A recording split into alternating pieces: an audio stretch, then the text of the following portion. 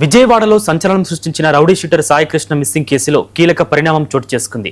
ఈ కేసులో ఆరోపణలు ఎదుర్కొంటున్న కృష్ణలంక సీఐ నాగరాజుపై శాఖాపరమైన చర్యలు తీసుకున్నారు. మరోవైపు ఈ వ్యవహారంపై ఏపీ హైకోర్టు కూడా సీరియస్ గా స్పందించింది.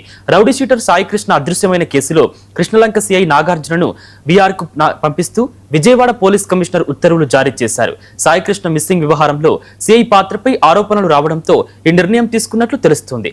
రౌడీ షూటర్ సాయికృష్ణ మే 10 నుంచి కనిపించకుండా పోయాడు. అయితే అదే రోజు మార్కాపురం నుంచి సాయికృష్ణను పోలీసులు తీసుకెళ్లారని, అనంతరం ఎన్కౌంటర్ చేశారని కుటుంబ సభ్యులు తీవ్ర ఆరోపణలు చేస్తున్నారు.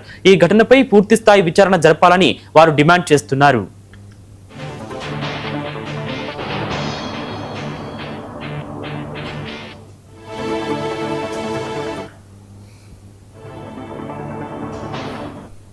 నా భర్త పేరు గాదే నాగేశ్వరరావు. నాకు ఒకే ఒక కొడుకు గాదే సాయికృష్ణ. గత 9వ తారీఖున, పోయిన నెల 9వ తారీఖున కృష్ణలంక స్టేషన్ నుంచి 2 కానిస్టేబుల్ మా ఇంటికి వచ్చారు. వచ్చి నా చేతిలో ఉన్న ఫోన్ తీసుకొని నిన్ను కృష్ణలంక సీఏ గారు నాగరాజు గారు రమ్మన్నారని చెప్పి తీసుకొచ్చారు. ఉదయం 11 గంటలకి నేను వెళ్ళిన తర్వాత లోపల నన్ను పిలిచి నీ కొడుకు ఎక్కడా అని అడిగాడు. అడిగితే మా అబ్బాయి ఇక్కడ ఉండట్లేదు కదా అయ్యా, వెళ్ళిపోయాడు కదా అన్న. అంటే ఏమన్నాడు ఆయన, నీ కొడుకుని చంపేస్తా, నీ కొడుకు చచ్చిపోయాడు అనుకో, ఆడ ఆశ వదులుకో, నువ్వు వెళ్ళి బయటకు వచ్చో అన్నాడు నన్ను. నాకు భయం వేసి ఏంటయ్యా అలా అంటున్నారు, అలా అనమాకండి, నాకు ఉన్నదాడు ఒక్కటేనయ్యా, ఎన్నో కష్టాలు పడి బతికించుకుంటున్నాను, అనమాకండి అయ్యా అన్న. వెళ్ళిపోను ముందు అన్నాడు. ఎందుకు ఆయన కోపం తెప్పించడం అని పక్కకు వచ్చి కూర్చున్నా. ఆ తర్వాత కాసేపటికి 1:30-2 వెళ్ళిపోమ్మా అన్నారు పక్కనోళ్ళు. ఇంటికి వచ్చేసా సార్. ఇంటికి వచ్చి నా ఫోను ఇంటికాడ నా చేతిలో ఫోన్ లాక్కున్నారు సార్. వీళ్ళు కానిస్టేబుల్స్ ఇద్దరు నా ఫోన్ లాక్కొని ఇక్కడికి వచ్చేసారు. స్టేషన్ కి తీసుకొచ్చేసారు. నన్ను తీసుకొచ్చిన తర్వాత సార్ గారు ఇలా అన్నాక నాకు నీరసం వచ్చి, అయ్యా అలా అనమాకండి అయ్యా నా బిడ్డని అని చెప్పేసి నేను ఎన్నో బాధలు పడి పెంచుకొని వచ్చానయ్యా అని చెప్పి నేను చెప్పుకున్నా. ఆడు చచ్చిపోయాడు అనుకో, వెళ్ళిపో అన్నాడు. నేను ఏడ్చుకుంటా పక్కన కూర్చున్నా. 15 రోజుల తర్వాత ఫోన్ ఇవ్వండి అయ్యా, నా పిల్లోడు ఎక్కడ ఉన్నాడో నేను ఫోన్ చేసుకుంటాను, నాకు ఫోన్ ఇవ్వండి అయ్యా అన్న. ఫోన్ ఇవ్వండి అయ్యా అంటే నా ఫోన్ ఇవ్వాల. 15 రోజులు తిప్పించుకున్న తర్వాత ఇటయ్యా నేను వెళ్ళి ఇవ్వండి అయ్యా ఫోన్ అంటే అవన్నీ అందులో నా కొడుకు ఫోటోలు తీసేసి ఒట్టి ఫోన్ ఇచ్చి పంపించారు. ఏంటి నువ్వు నీ కొడుకు చచ్చిపోయాడని చెప్పానుగా, ఎందుకు వస్తున్నావు నువ్వు అన్నాడు. అయ్యా నాకు భయం వేసి నేను ఉన్న చోట్ల అన్ని ఎత్తుక్కున్నా, నాకు ఎక్కడ దొరకలా, నాకు ఎక్కడ కనపడ. ఆఖరికి నిన్న గవర్నమెంట్ హాస్పిటల్ కూడా వెళ్ళి మాసులో కూడా చూసుకున్నాను. నాకు దయచేసి ఏం చేయండి, నాకు చెప్పి చేశాడు చంపేస్తున్నానని చెప్పి. నా బిడ్డ నాకు లేడయ్యా, నా బిడ్డ నాకు వచ్చి పెట్టండి అందరికీ దండం పెట్టి. నాకు ఓపిక కూడా లేదు, నేను తిండి తిరుగుడు తిరిగానయ్యా. నాకు ఎక్కడున్నాడు అయ్యా నా బిడ్డ చెప్పేసాడు అయ్యా. పేదవాళ్ళంటే ఇంత తేలిగయ్యా. నా కొడుకు మాచడంలోకి వెళ్ళి సాయికృష్ణ మిస్సింగ్ కేసుపై విచారణ చేపట్టిన ఏపీ హైకోర్టు ఈ నెల 29వ తేదీన సాయికృష్ణను తమ ముందు హాజరుపరచాలని అధికారులను ఆదేశించింది. ఈ ఆదేశాలతో కేసు మరింత ప్రాధాన్యం సంతరించుకుంది. మే 10న తమ కుమారుడిని తీసుకెళ్లారని, అప్పటి నుంచి కనిపించడం లేదని వాపోయారు.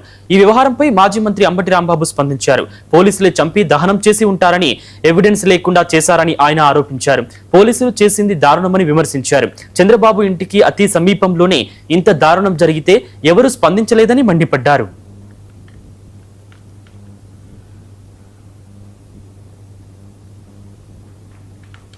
మే 9వ తారీఖున పోలీసులు పట్టుకెళ్లారు. తరువాత చాలా దారుణం ఏంటంటే అతను చాలా చిత్రహింసలు పెట్టారు, చంపేశారా, ప్రమాదవశాత్తు చనిపోయాడా అది పోలీసులకు తెలుసు.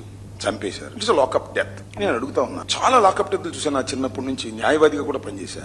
లాకప్ డెత్ జరిగితే ఏం చేస్తారంటే జనరల్ గా వాళ్ళే కొట్టి చంపినా, వాడే ఉరేసి చచ్చిపోయాడేనో లేదా గోడ దూకి చచ్చిపోయాడేనో, మా ప్రమేయం లేదేనో చెప్పి బాడీని తీసుకెళ్లి తల్లిదండ్రులకు అప్పచెప్తారు. పోస్ట్ మార్టం చేసి.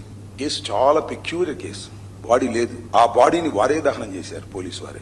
అంటే బాడీ ఉంటే ఆ బాడీని తీసుకువెళ్లి పోస్ట్ మార్టం చేస్తే ఎందుకు చనిపోయాడో అర్థమవుతుందనే ఉద్దేశంతో పోలీసులే ఆ డెడ్ బాడీని అతి జాగ్రత్తగా తీసుకువెళ్లారు.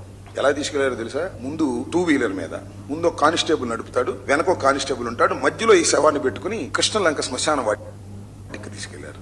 అర్ధరాత్రి పూట శుభ్రంగా దహనం చేసి బూడి చేసేశారు. అంటే ఎవిడెన్స్ కూడా లేకుండా చేశారు. శభాష్.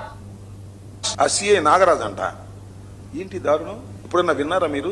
డెత్తుల వరకు విన్నాం, కానీ లాకప్ డెత్ జరిగిన తర్వాత ఆ శవాన్ని కూడా దహనం చేసి ఎవిడెన్స్ లేకుండా చేసేటటువంటి ఒక దుర్మార్గమైనటువంటి పాలన ఇవాళ రాష్ట్రంలో జరుగుతుంది, రాజధానిలో జరుగుతుంది.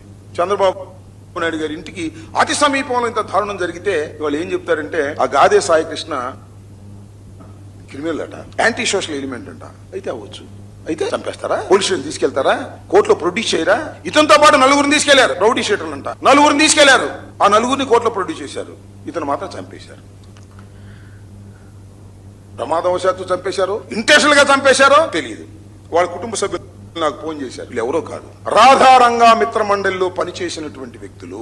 ఇంకొక మాట కూడా చెప్తా, మాకేమి మా పార్టీ వాళ్ళు కూడా కాదు, వీళ్ళ మేనమామ, ఆయన పేరు నాగేశ్వరరావు, ముళ్ళపూడి నాగేశ్వరరావు. నన్ను చాలా సార్లు దూషించాడు. ఎందుకు దూషించాడు తెలుసా?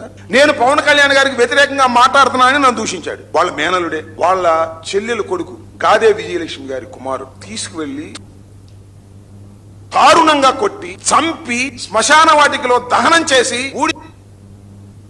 కూడా ఇవ్వడానికి వీల్లేదనేటువంటి పద్ధతుల్లో వ్యవహరించారే. ఈ సమాజం ఎక్కడికి వెళ్తుందని అడుగుతా ఉన్నా. గాదే సాయికృష్ణ అనేటువంటి ఒక వ్యక్తిని మే 9వ తారీఖు